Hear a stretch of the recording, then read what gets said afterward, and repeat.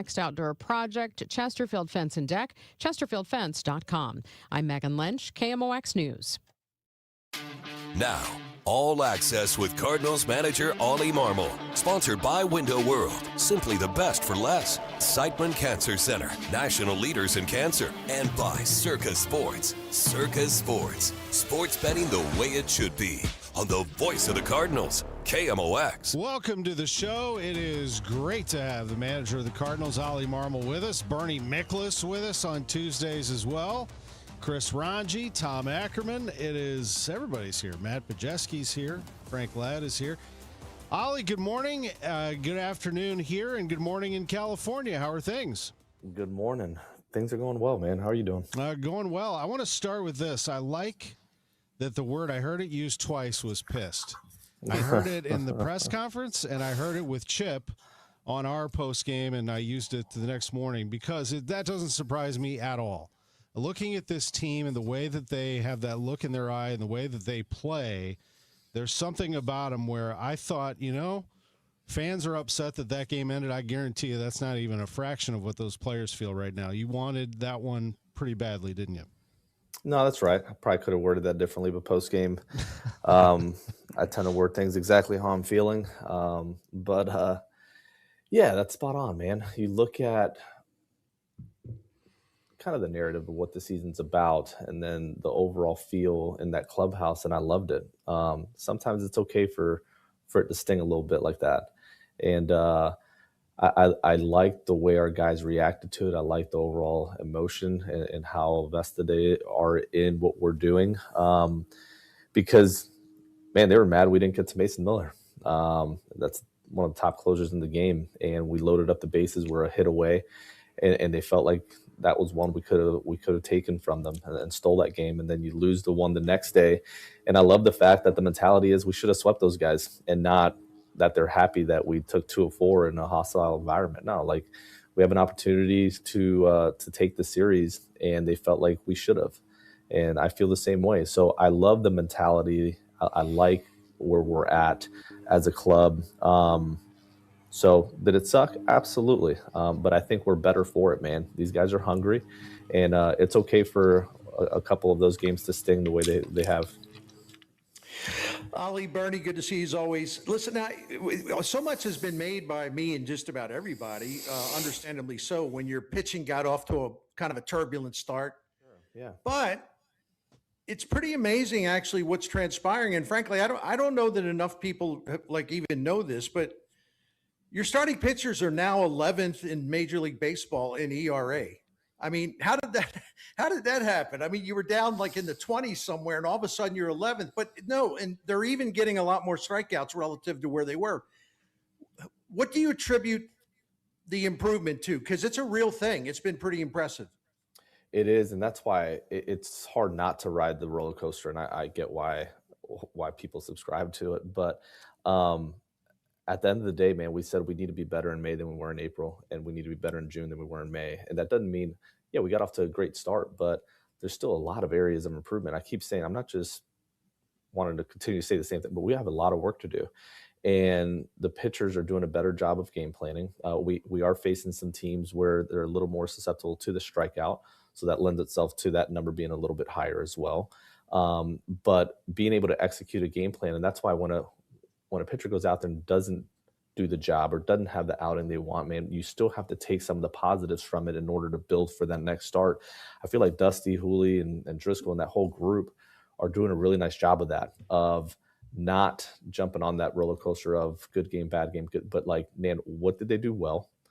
Where are the areas of improvement? And let me make sure like they, one, feel confident in going to their next outing, but that we are targeting those areas of improvement and make sure that we're making those small gains.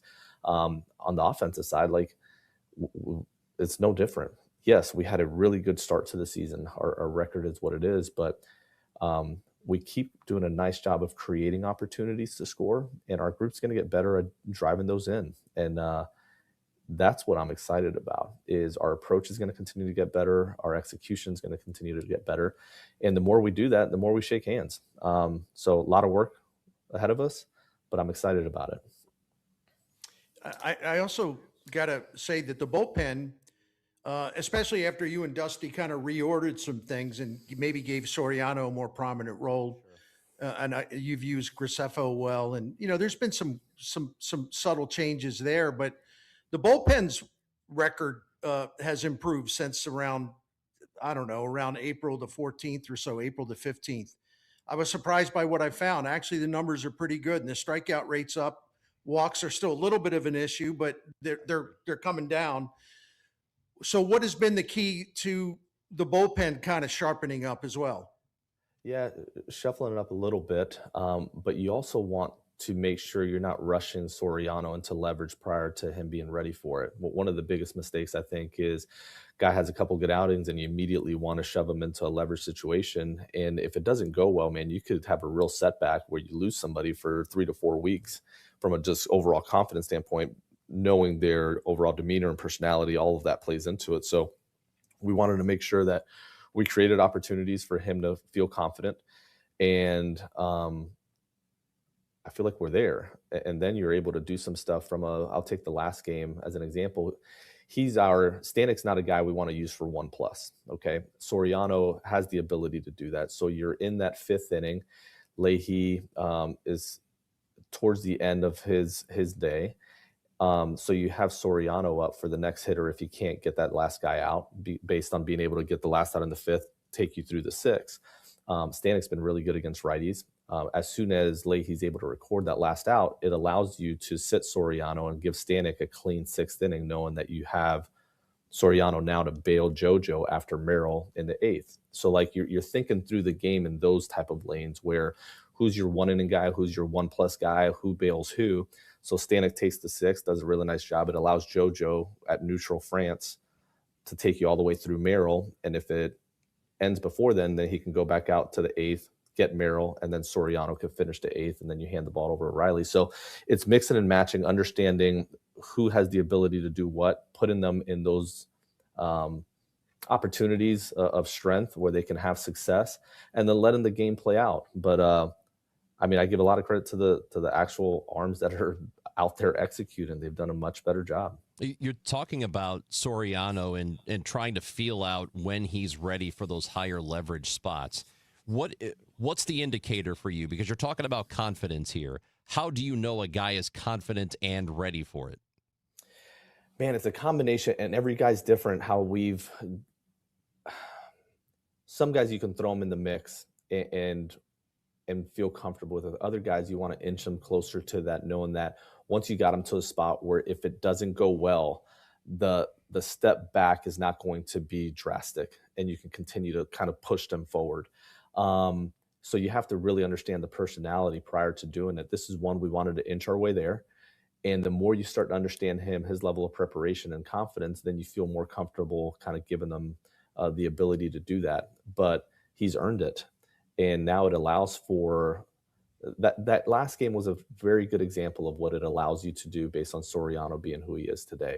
It allows you to put Stanek in a better position to have success based on lane, and then allowing those other 2 guys in JoJo and Soriano to be able to bail. So I like where we're at there. Graceffo's also done a really nice job. You mentioned that, Bernie. So yeah, the Pens in a better position to have a little bit more success. You need your starters, obviously, to get deep into games if you can. And I thought this was interesting. So Andre Palante gave up 4 runs in that first game. That last game he pitched, he's your starter tonight in the game against the Brewers. I seem to think maybe the Palante of last year might have let some things get to him, but he was able to get through 6. I mean, would you It's agree not with close, that? man.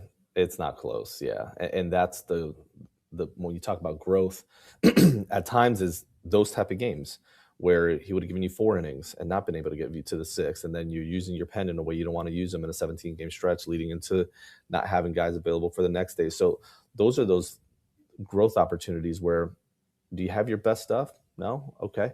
Can you still get us 6 innings of work based on what you have and not allow it to snowball? And sometimes that's a win within itself. Yes, you can evaluate the outing, say he gave up 4, he wasn't very good today. But man, it's a long season, and there's small wins within a game, even in games that you do lose. So those are those little things that you're managing for that game. but you're also managing for the next day in that series, and it's important as far as like how you navigate that. Ali, there's one thing I wanted to ask you. This is a weird question because this is one of these things that's always intrigued me. I don't know why this is, but like last year when Nolan Gorman was a DH, he put up big numbers, big time numbers. When he was playing in the field, he didn't. This year, it's the exact opposite. Yeah. Playing third base, you look at his numbers and you say, boy, any manager in baseball would take those numbers and that defense at third base. But when you've used him at DH, it's not there. You've been around the game a long time, coaching players, playing yourself. Is there anything to really explain that, or is just that kind of a random thing? I would attribute this one to a random thing. If it was year after year, you see that in a certain position, he just doesn't do it. Like if you DH him, he's just not good. To your point, that wasn't the case last year. But if it's year to year, there are certain guys that hate sitting in the dugout, taking an at bat and having to think about it for a couple innings and then taking another at bat. And it truly does affect him. This hasn't been the case year to year. I think it's fairly random as to when he's had success and when he hasn't. But the key to the rotation, and we've talked a little bit about it, not in depth, but with Gorman playing third and then DH in the days that Herrera is behind the plate and keeping that rotation, I think has led to both of them feeling really healthy and being able to be in the lineup every day. So I would put less weight in their overall production based on position at the moment, because that hasn't been predictive year to year. It's been fairly random. Yeah. But I will take his numbers at third if that's what you're asking. Yeah. You know, in the month of May, the outfield, 2/3 of it has really been productive with Walker, who's, he had that little blip where it didn't look quite right for him, but he's kind of back to where he was at the start of the season. And you've seen a lot of good production out of Nathan Church. Yeah. How does this make the job of figuring out what to do with Lars Nootbaar? How difficult does it make that job once he does come back? That's just part of it, right, Chris? It's a competitive industry, and you make that decision once it presents itself. We're still a ways away. Lars will do his rehab assignment or begin that end of this week, so that's a positive. And then as he ramps up and gets closer to being in St. Louis with us, then we'll see where we're at from a production standpoint and a health standpoint.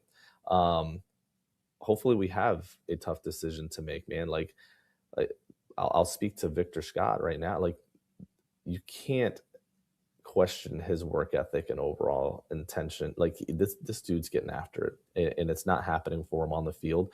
And our job's to get a better version of him quickly. So once that situation presents itself, we have a decision to make based on a lot of different factors. But I hope it's a really hard decision because everybody's producing and Newt's doing his thing and he's healthy and he's ready to join us.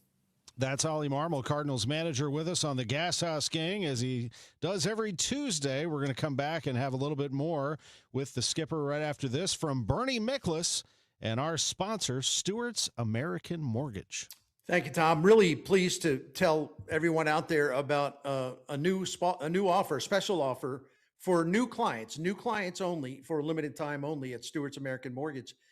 You get a 1% discount on interest rate for the first year of when you buy a home in your mortgage. For the first year of your new loan, you lock in a 1% lower interest rate on a new 30-year loan, and you still get the bagel loan, no closing costs. 30-year mortgage, interest rate lower by 1% for the first year of the new loan, plus the bagel loan for new clients only. If you have any questions about this or any questions about anything, Stuart Rosenblum, Stewie, you can call him that. He wants you to get in touch with him on his personal cell number. You can text him. You can leave a message. You can wait till he answers. He'll call you back. 314-324-4440, 324-4440. And the biggest difference historically you get with Stewart's American Mortgage is you pay less, you get to keep more of your money. It's a pretty simple presence, and it's the premise is absolutely true. You can count on it. Because of the bagel loan, you pay zero, like the bagel has the zero in the middle. You pay zero with Stewart's American Mortgage and fees that other lenders will charge you for. So It's a good time to refinance. Look in that. You'll save a lot of money. And that's the whole beauty of the bagel loan. Stewart's been doing it for 30 years. He and his son Jonathan run a great business. They treat people well, open the door for his clients. They make a confusing process really easy to understand and enjoyable to process with Stewart and Jonathan. Quick closes in as little as 10 days. So one more time, man, take advantage of that special offer. And if you want to find out more about that, just Google Bagel Loan, go to the site, or call his personal cell phone, Stuart Rosenblum, American Mortgage, 314-324-4440. Thank you.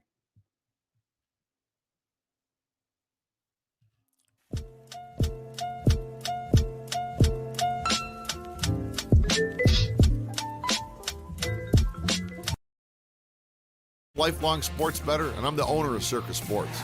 It's sports betting the way it should be, with high limits, player-friendly pricing, exceptional customer service, and more.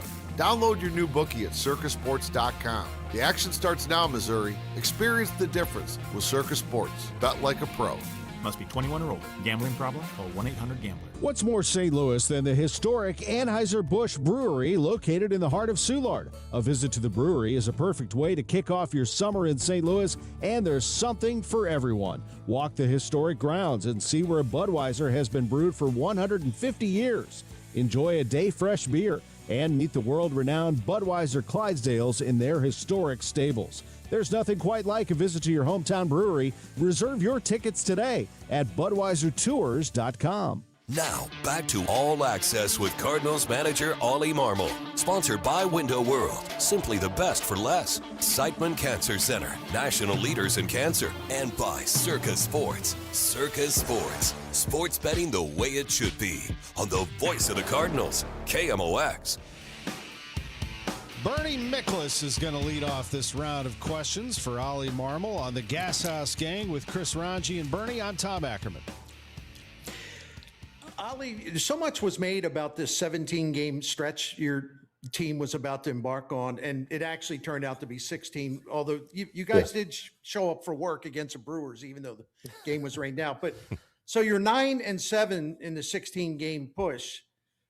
You got a tough series in West Sacramento because the A's are good. Yeah. And it's a tough ballpark. And first of all, it's like a two-parter. How pleased are you that your team has responded really well to that challenge of having to play all those games in a row against good teams? And number two, how do you make sure you finish on a strong note after a day off, because the A's are kind of a tricky team, and that is a tough ballpark for pitchers. So what do you think about those two things? Yeah, really good questions. I felt good about how we handled those 17, and it didn't feel like 17. When we were in the middle of it, the guys did a really nice job of showing up, and they were fresh. The way we kind of used our guys, I feel like everyone kind of held on and felt good about it. And it was a tough stretch, man. You have some tough teams. The arms in Pittsburgh were real. I mean, you got Seattle, you got Milwaukee, the Dodgers, Padres. I mean, it was a gauntlet, and I loved every second of it. It didn't feel like 17. We came out of it feeling pretty good. There were some areas, some really good bright spots during that stretch, and then some areas where we identified that we need to continue to get some work in. With the A's, man, they're a good squad. They do a lot of things well, and they're playing good baseball. So it's not so much tricky going into this series. The guys have done a nice job, and our staff's done a nice job of just showing up and attacking that day. And this is no different. How we finished in San Diego does not play into how we start here. Having a day off doesn't really matter. Like, we have to take care of what's in front of us today. And then at the end of 9, we'll peek up and see where we're at and then do it the next day. So I like the mindset that our group has had every game, and that doesn't change at all. So I'm looking forward to this series and then getting back home. So, Ollie, this team is, as you're talking about, the Athletics are a pretty good offensive team, and they have been there in first place in their division. Yeah. They've hit a decent amount of home runs, this month. Yeah. So, I mean, they've got a lot of power, but your team has also been really good this month and not giving up home runs, something like second or third best in baseball. as far as that goes. So how do you approach a team like this, and how is your pitching staff able to do that, even though it's not a high strikeout team? No, I got you. Hopefully that continues to carry on through this series. To your point, these guys smash baseballs. They do a really nice job. Our staff has also done a nice job. So it'll be a really good matchup, and you got to continue to pitch to your strengths, understand the opposition weaknesses, and layer those on top of each other, and create a game plan that gives you the best chance to have success. Dusty and his group do a really nice job of that. And this will be no different. It's going to be a good test for sure. And some of the ones that we've been able, San Diego has a tough lineup. They're not clicking on all cylinders right now, but that's a really good lineup. The Dodgers, you look at what we were able to do against them. So this is no different. And our job is to continue that day in, day out. Ollie, a question from the E-Line from Salt Lake City. A month into the season, it's a little more than a month now, but what's your process for evaluating players at both the major league level and throughout the minors? That's interesting. Obviously this organization is trying to grow all the way from the bottom up. So you have players you're responsible for, Ollie. How often do you have to stay in touch with what's going on down there? Yeah, so I just got upstairs, spent the last 2 hours with Heim doing exactly that. And we do that often, where we just make sure we're all on the same page as far as evaluating the guys that are up here, and then understanding what's down below and who's making progress, who's stalling out, who needs a push, and making sure that not only myself and Heim are on the same page, but just the feedback that I can give them from my staff as well. So it's something that I raced up here to make sure I was on time with you guys, but just got done doing exactly that. And I enjoy that, and just the overall communication and the thought that goes into that is really, really good. So we do it pretty often, just to answer the question. In terms of that communication, does that also go for potential moves that happen outside of the organization? I know we are a long distance away from the deadline, but at some point that will start to get serious if the Cardinals are going to go that direction. I also know that sometimes there are front offices that don't really consult with the manager for fear the manager might spill something, So is it the kind of thing where you have that kind of relationship where you talk about what you need and maybe what is being looked for? Yeah, and Heim does a really nice job of asking questions in order to get to that point. But there's an openness to being able to speak freely as to what we have, what we don't have, where we're at with certain guys, progress being made, where we feel like we're maybe not doing a good job. I think that's a big part of it, is being able to openly say, man, I think we're missing the mark in these areas and we need to get better here. And then him being able to speak to kind of the progress that's being made down below.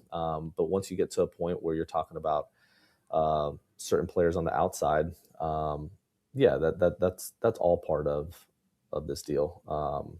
But there's an openness and a level of communication there I like our process at the moment. I really do. Ollie, listen, man, it's been 9 games, so I'm making full note of that. Small sample, but offense has been a little quiet this month so far.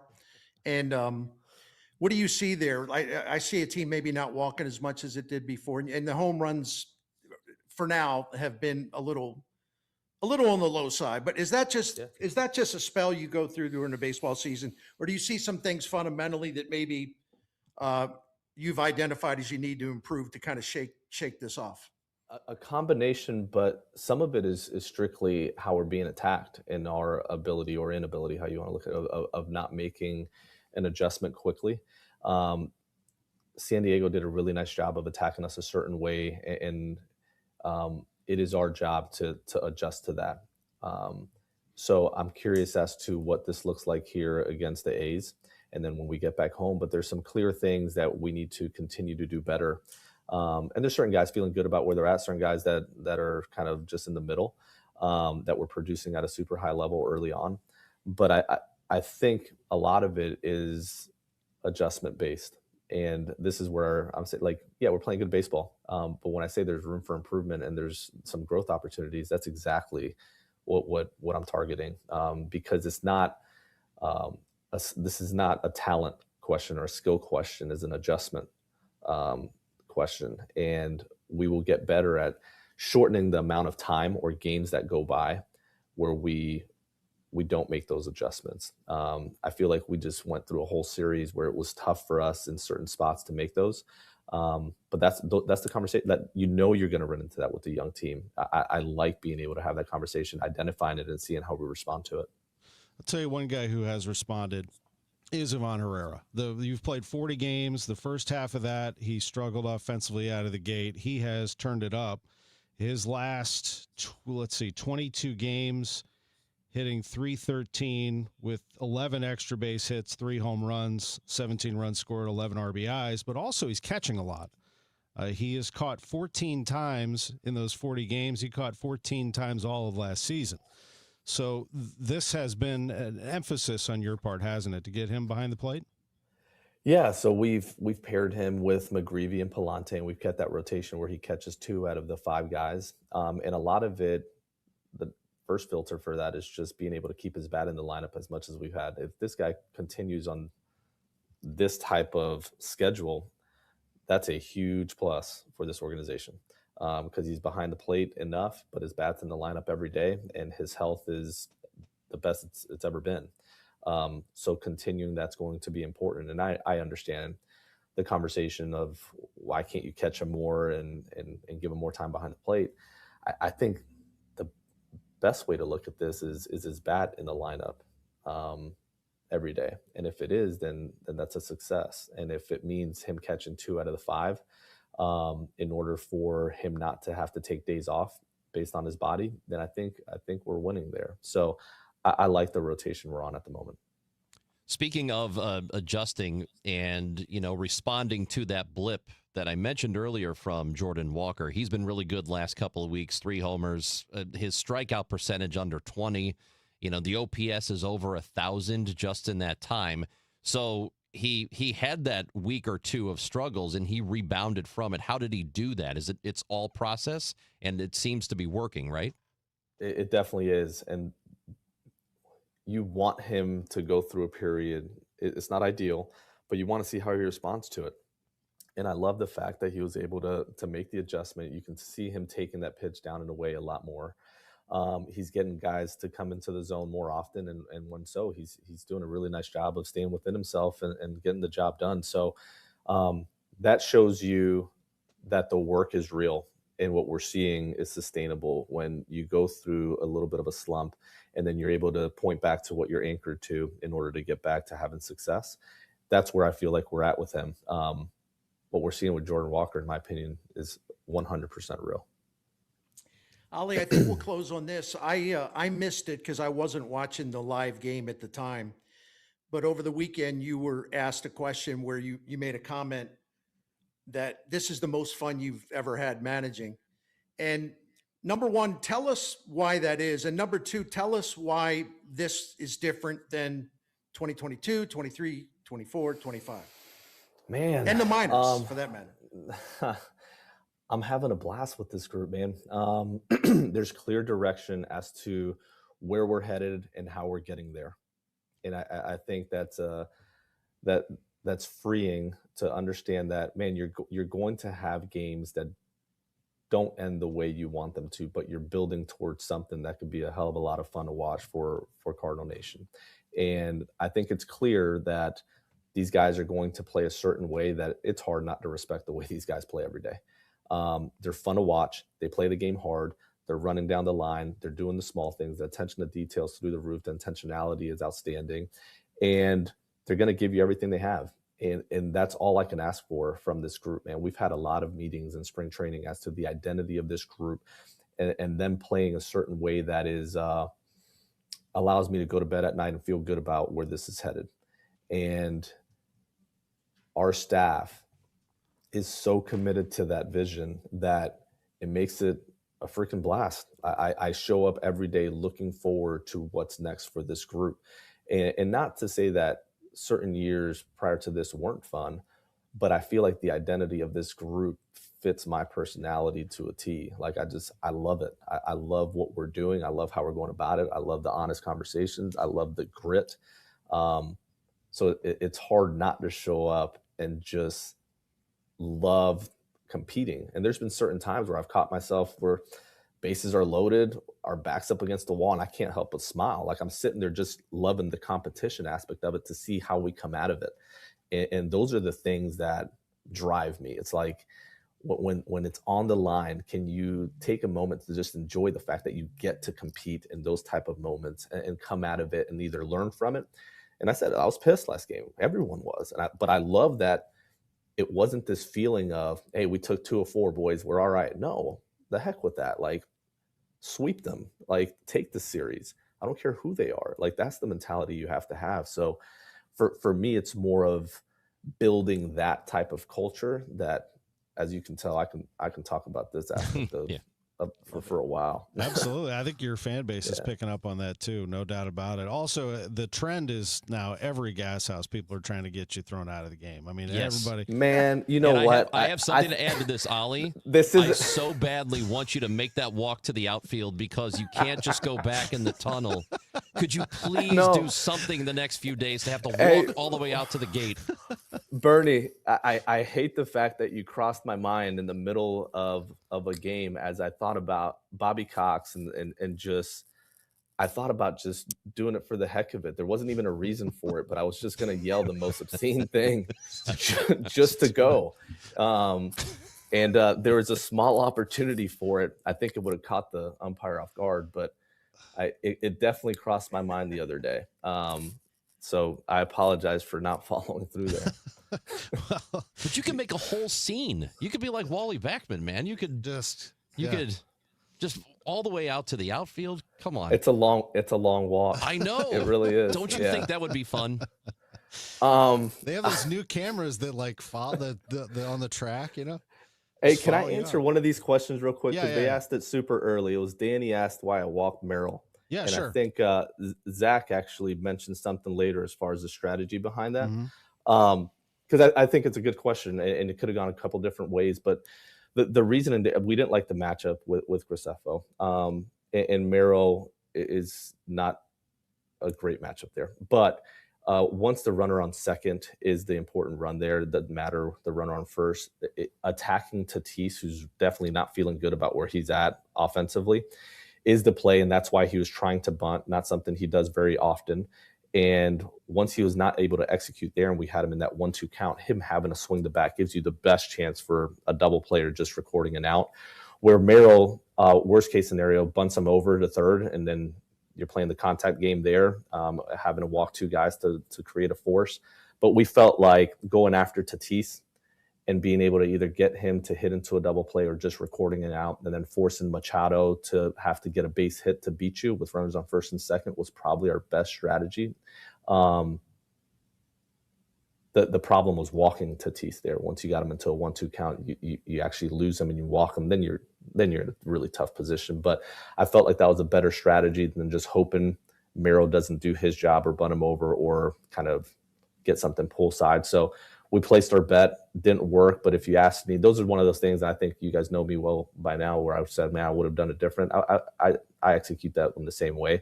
My hope is we just don't walk Tatis there the way we did. But from a strategy standpoint, I think that gave us the best opportunity to try to get out of that inning. Got it. We love the strategy stuff. Thanks for catching that. Appreciate it. Ollie Marmol, Cardinals manager, with us on the Gashouse gang. Have a great game tonight. Thank you. I appreciate it, guys. Thank you. Great to visit with him on KMOX as always on these Tuesdays. Chesterfield Fence and Deck, the sign you have, the very best is that you have Chesterfield Fence and Deck in your life. Fences, decks, patios, sunrooms, screen rooms. What a beautiful day it is here in St. Louis. My goodness gracious. I mean, sit outside and enjoy. And your new patio or deck will make that even better with Chesterfield Fence and Deck. All you have to do is go to chesterfieldfence.com, get yourself started. They have the best products, the best people, the best warranties. And they've been doing this for how long? Since 1968. That's how far back they go. Chesterfield Fence and Deck. Located in Chesterfield Valley, their showroom is a sight to behold, and chesterfieldfence.com is how you get started. Mention me, Tom Ackerman. You'll receive 48 months interest-free financing on your next outdoor project. With Chesterfield Fence and Deck, the sign you have, the very best.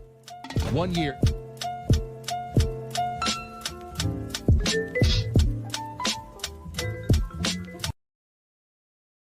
looks back at the resilience. Fell in on the bed, right where I sleep at. And at the challenges which remain. Does State Farm deliberately underpay claims? Thursday night from 8 to 10, we'll bring you an encore of our emotional documentary, Resilience, immediately followed by a new special looking at progress made in the year since. Thursday night on the Voice of St. Louis, KMOX. It is 12:40. Time check brought to you by Paramount Men's Medical Center. Now, KMOX weather from the Saliga Heating and Cooling Weather Desk. 80 degrees and sunny right now here in St. Louis. Going to get up to 85. And tonight, a potential thunderstorm in spots with a low of 57. The weather is sponsored by i3 Broadband. Spring is here. Time to toss out that dusty treadmill and your laggy cable internet. Upgrade to 100% in-home fiber from i3 Broadband. Plus, they're springing forward with their longest price guarantees ever on their gig speed internet service. No data caps, just pure speed. Visit i3broadband.com/radio and start your spring off right. At EasyCater, we believe every workday gets better with great food. The 9 a.m. staff meeting? How about breakfast burritos and lots of coffee? Big client presentation at noon? Let's do Mediterranean bowls. Accounting's gotta work late. Keep them pepped up with spicy noodles. With EasyCater, you get a huge variety of favorite restaurants with tools to help meet dietary needs and stay on budget, all on one platform. So make every workday better with EasyCater. Start an order at easycater.com. This is the story of the one. As a maintenance tech at a university, he knows ordering from multiple suppliers takes time away from keeping their arena up and running. That's why he counts on Grainger to get everything he needs, from lighting and HVAC parts to plumbing supplies, all in one place. And with fast, dependable delivery, he's stocked and ready for the next tip-off. Call 1-800-GRAINGER, click Grainger.com, or just stop by. Grainger, for the ones who get it done. Hey, it's Matt and Leslie Holiday. When we got to St. Louis, it wasn't long before we started searching for a way to give back. We visited Cardinal Glennon Children's Hospital, and we knew this is where we belonged. Homers for Health has been going strong for 15 years and has made such an unbelievable impact on the hospital. I've won a World Series, but I consider the work we have done at Cardinal Glennon to be the greatest achievement. Yes, your support truly makes a difference. Make your pledge for patients today at homersforhealth.org to benefit the devoted fund. Homeowners, a lot of you are worried about one thing when it comes to selling, and that's leaving money on the table. This is Debbie Monterey. I'm with Gloria Liu of Your Home Sold Guaranteed Realty. Gloria, how do you help sellers make sure they're getting top dollar? The reality is, most homes don't sell for what they should. I see it happen all the time. They either price it wrong or they don't create enough demand. But with over 2,400 buyers in my buyers in waiting database and my exclusive pricing strategy, I'm able to offer my seller a 100% market value guarantee. And if I can get you 100% of your home's market value, I'll pay you the difference. So you don't have to wonder if you left money on the table. You can sell with confidence, knowing you maximize your sale. Make sure you get every dollar for your home. Call St. Louis's real estate expert, Gloria Liu, 314-325-6888, or visit gloriahasthebuyers.com. That's gloriahasthebuyers.com. Gloria and seller must agree on price and possession date. This is Matt Pauley inviting you to join me for Building Community with Busey Bank Beyond the Game. This week we talk with a former pro soccer player who's now making an impact on kids in St. Louis, the Bosnian community, and young City SC players during the Redbird Rush Hour, sponsored by Busey Bank. Now, back to the Gashouse Gang. Sponsored by Saliga Heating and Cooling and by Overhead Door Company of St. Louis, Chesterfield Fence and Deck, and Budweiser. On 104.1 FM, KMOX.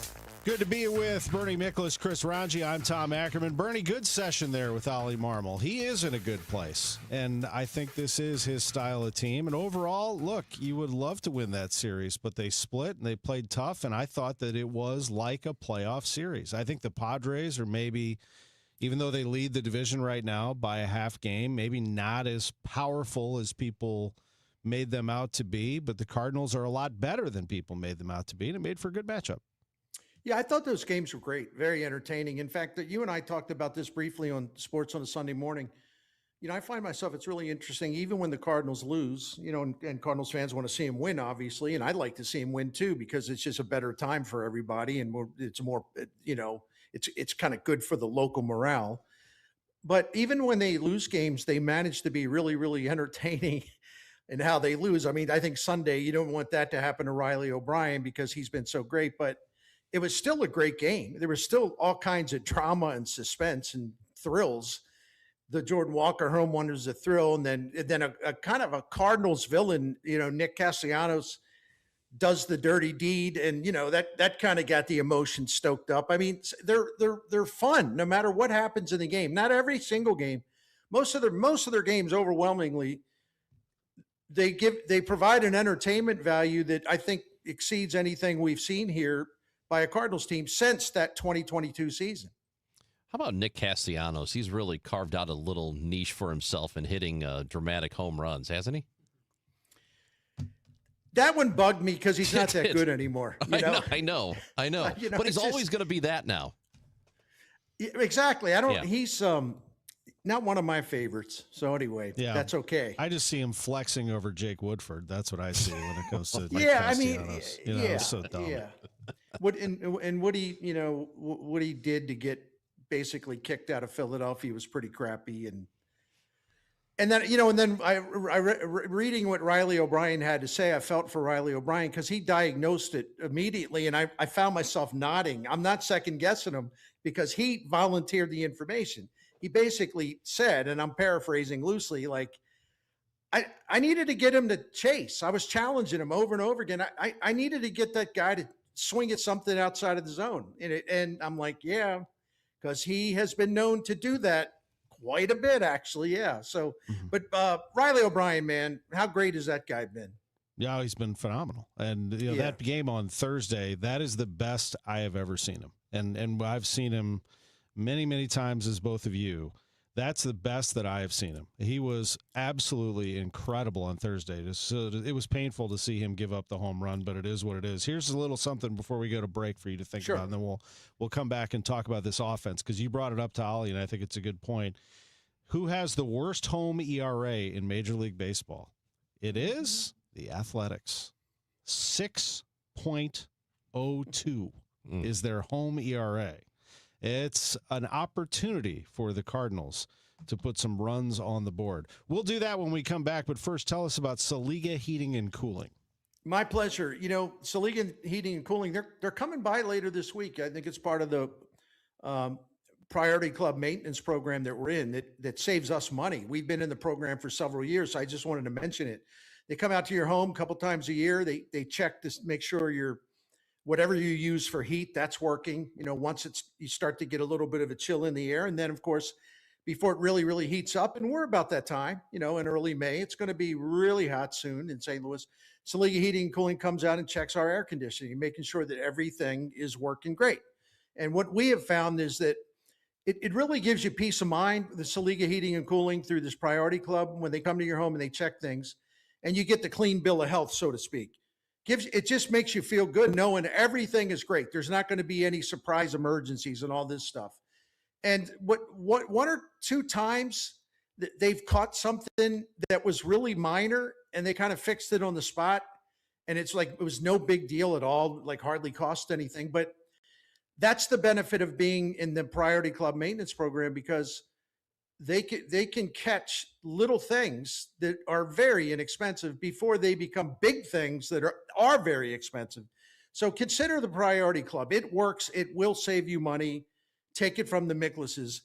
100 years in business of serving St. Louis families. The Saliga family, continuously owned, now Dan Saliga, fourth owner, operator of this great, proud, excellent family business.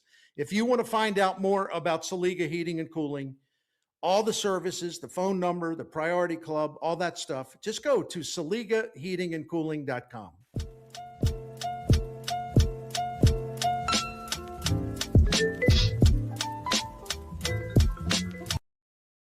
In KMOX and Grassroots Redeeming Love and commemorating 1 year since the historic EF3 tornado that devastated North St. Louis with a short morning of service.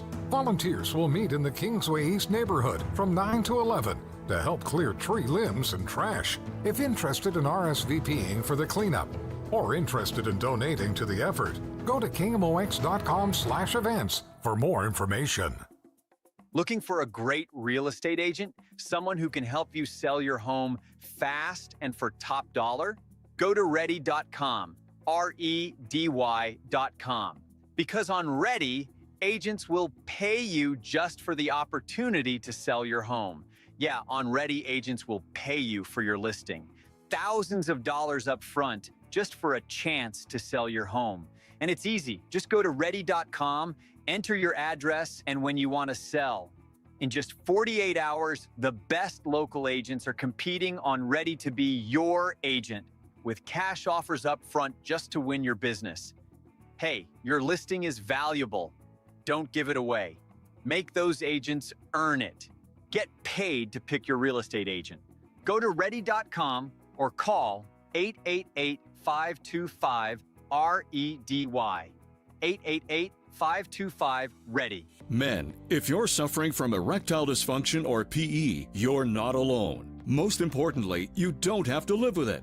Paramount Men's Medical Center restores men's sex lives in just one visit. Their painless breakthrough treatments eliminate ED and PE, even when Viagra and Cialis don't work. Here's Dr. Simovitz, specialist in men's health. Paramount Men's Medical Center's painless breakthrough treatments eliminate ED and PE, regardless of age or medical history. 98% of patients see instant results right in the office. Men are now lasting longer than they ever imagined. And the best part, at Paramount Men's Medical Center, your consultation and first treatment are free. Qualified patients even get their testosterone checked free. Call 314-720-8444. 314-720-8444. Take control of your sex life. Call now. 314-720-8444. Bernie Nicholas on KMOX is sponsored by Stewart's American Mortgage, home of the Bagel Loan, and by Salika Heating and Cooling, a Daikin comfort dealer. All right, so I teed this up for Bernie Nicholas, and I guess my question to you, Bernie, is this as we continue on the Gashouse Gang in our final segment. The Cardinals are in a place where, again, they're facing a pitching staff that has the highest home ERA in Major League Baseball. Who needs to pick it up offensively? And I know there are a few here, but who are you pointing at specifically, Bernie, that you think has it? I'm not talking about someone that doesn't have a chance to pick it up, somebody who you're a little disappointed in that could get it going. You know, I'm glad you asked that, because the other day I was looking at like what each guy has done in the month of May so far, because that's really when it started. I mean, because the month of May began right after they got out of Pittsburgh, where they just beat the snot out of the Pirates. But I'm looking at a couple of guys that have at least done it in the past, like Mason Wynn this month is struggling. Nolan Gorman is struggling. Victor Scott for sure. And interestingly enough, I think our baby boy is having the first slump of his career. JJ Weatherholt has had a really tough May, and it's only 9 games, but still, they're kind of messing with his head a little bit. The other thing is, like, I think even though he's above average, I think we all expect more from Alec Burleson. He's been somewhat quiet. But one thing, Tom, and this is kind of hard to. It isn't just one guy. The Cardinals bench, you know, I got to be just blunt, has been absolutely terrible. Like this month, you look at Fermin, Urias, Pozo, Prieto, Sajasi, 1 for 24 with 1 RBI and 5 strikeouts. I mean, that's really tough when your regulars are slumping and you hope to get a spark off the bench, but it just isn't happening. So that's one area for sure that, if possible, if it can happen, like in other words, if it is capable of being done, the bench is going to have to start chipping in some stuff here. Yeah, this isn't a deep team. And I kind of figured this is the way it would go. And the really good teams out there, even though they're putting out, or they try to put out regular lineups every single day and keep it as consistent as possible, the best teams have good bench players they can go to and you don't have significant drop-off like this. So, I don't know. This is kind of how I expected it to go, and maybe they can keep this competitive thing going on for a while, but ultimately that bench is going to catch up to them if those guys don't produce, right? I mean, if we're still hoping that they can make this interesting as we get into September, they're going to have to be a part of it, because it can't just be 3 or 4 guys in the lineup that are actually contributing every night. And that's kind of what they're getting.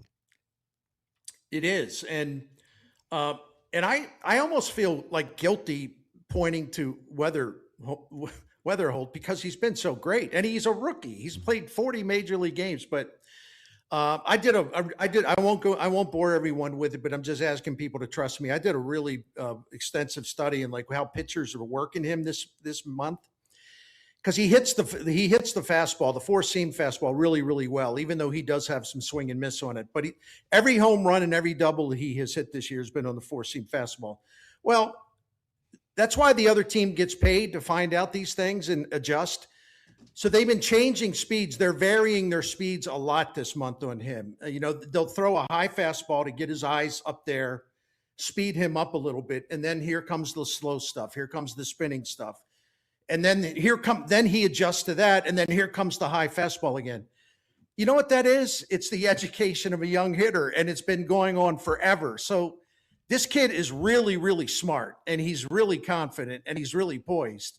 My point being, he'll learn, he'll adjust. I ain't worried about him. He was a youngster, and I mean a really, really young guy when Busch Stadium closed, Busch Stadium 2. It was 60 years ago today that the first game was played at Busch Stadium 2, May 12th, 1966. We were playing that this morning on Chris and Amy's show and on Total Information AM. Before that, the Harry Carey call and some of the great moments. So raise a glass to Busch 2 today. What a great, great ballpark that was. Loud, hot, and a lot of winning. A lot of winning happened in that place. For Bernie, for Chris, I'm Tom Ackerman. Gentlemen, thank you very much. Have a great rest of your day. The Gashouse Gang on KMOX, and thanks again to Ollie Marmol. Well, as the weather starts to heat up around here, so does the sports action at Circa Sports. From baseball to basketball to hockey, golf this week. There's a major going on this week, PGA Championship. Circa Sports has it all. Circa Sports isn't just sports betting. It is sports betting the way it should be. High betting limits, player-friendly pricing, and this is what I really like about it. Exceptional customer service. The Circa Sports app is top-notch, and it's very easy to use, very easy to navigate. You only have to go through it one time to understand where everything is. You are going to love it.